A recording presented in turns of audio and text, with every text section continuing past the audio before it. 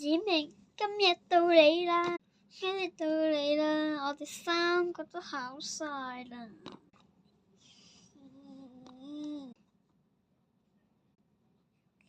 喂，點啊？冇嘢。4號陳子明同學出嚟考試。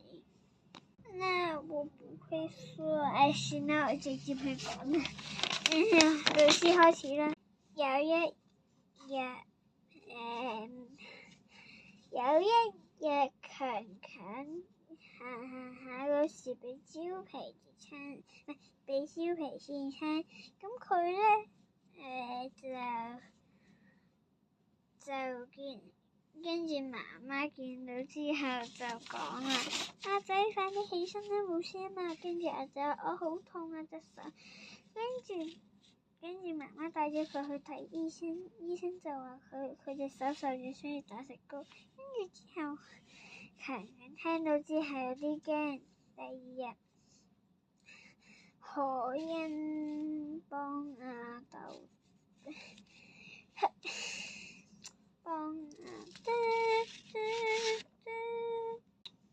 切過去，我未講完。走，今次考第2個。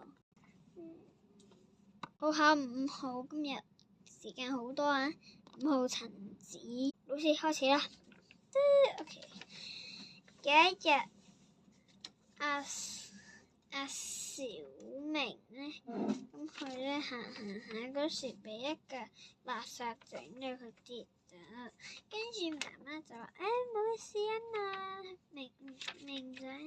跟住小明就冇事，跟住媽媽即刻帶佢去睇醫生。醫生話佢有少少嚴重，佢只係手部骨折咗少少，要幫佢打石膏。之後咧，佢第2日返到學校啦，但係佢冇遲到喎。但係佢就話：多謝你哋幫我攞起啲嘢。小美就話：唔緊要啦。小光就話：唔緊要，我幫你攞就得㗎啦。第3幅圖佢就話幫小明做寫手冊，跟住黃老師就話：咁好嘅你。跟住小明就話強對我好好。跟住咧，小息之後咧，一堆同學走過嚟問我：祝你早啲康復啊！小明就話：多謝你哋，我會早啲康復㗎，早日康復㗎啦。